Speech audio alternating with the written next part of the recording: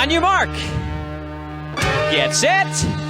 Go! Need some noodles in there now. But while one team will be left... Keep walking, keep walking. That is a great move. Did it already. Boy, that was really fast. That's going to cost them a few precious seconds. Going deep into that. It is in there somewhere. Grab the flag, pass it over there.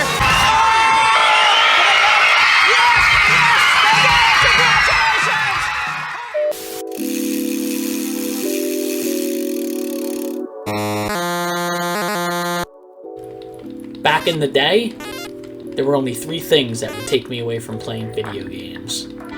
Fraggle Rock, USA Cartoon Express, and Double Dare.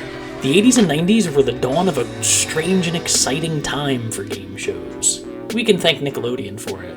He who holds the slime holds the power. Side note, the Nick Slime thing started on You Can't Do That on Television. I don't know how.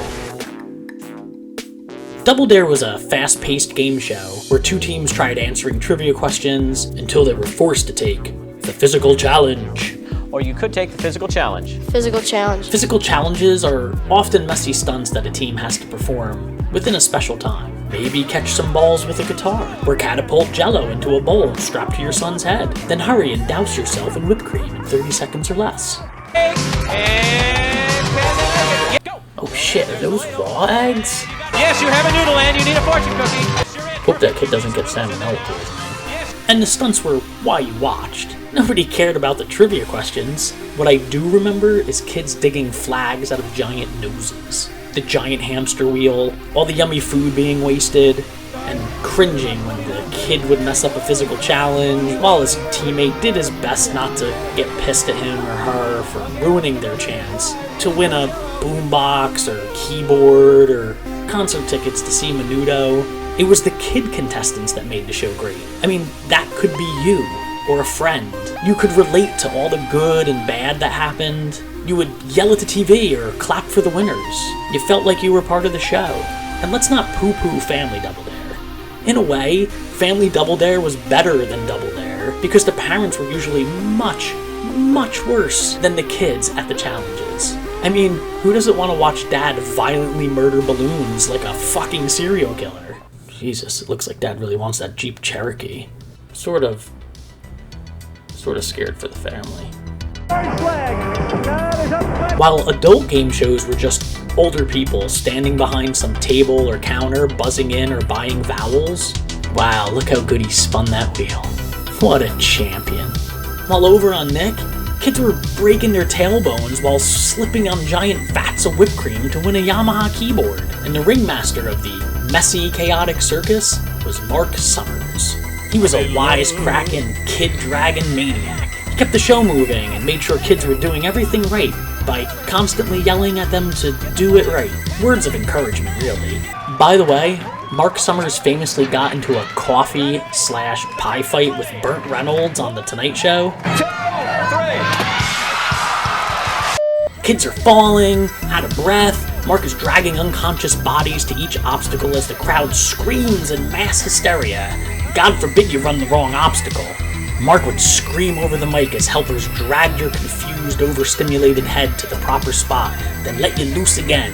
It was beautiful madness. And when you watched it enough, you knew exactly where the kids or family screwed up, and how it would affect their outcome. On your mark. Get set. Go! All the way across. Pan across if you want. He's taking too long on the boat. Keep going. All the way across. Jump in the water. Heck yes, you can do that. He'll do that. He'll do it. All the way across. He'll go all the way across. And here goes the bowling. Push the pins. Pins. There it is. Pass on over to number 3 in one ear and out the other. Get in the ear. Move around in the ear. Come on, let's go to number 4. The guys are just a halfway point. All right. Come on, Dad. You're halfway. Come on. Can we go over here to number...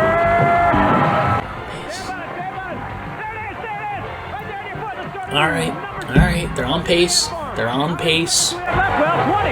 And here she goes. They can get over to number 7. They can still win this course.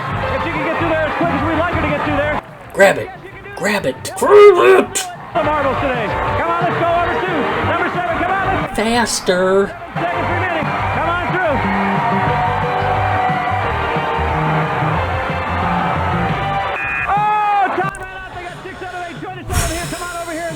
too slow. It's too slow. Worth $2,423. Over 2,000. It was a good run. It was close. It was close. And it was always disappointing when they lost. It was like you personally lost. And when they won, it was like you won. Except you didn't get the trip to Disney or the bike, but still, somehow it felt good. The pure chaos is why it was so great. Nobody did this before, and nobody seemed to know exactly what was going on, including those in charge. It was controlled chaos. It was brilliant, unique, fun, dangerous, a chance to go home a bruised and battered hero, covered in food and slime, with a cart full of treasure. They tried to bring it back years later, but it wasn't the same. The people playing were having too much fun. We all knew better. This wasn't fun. This was war.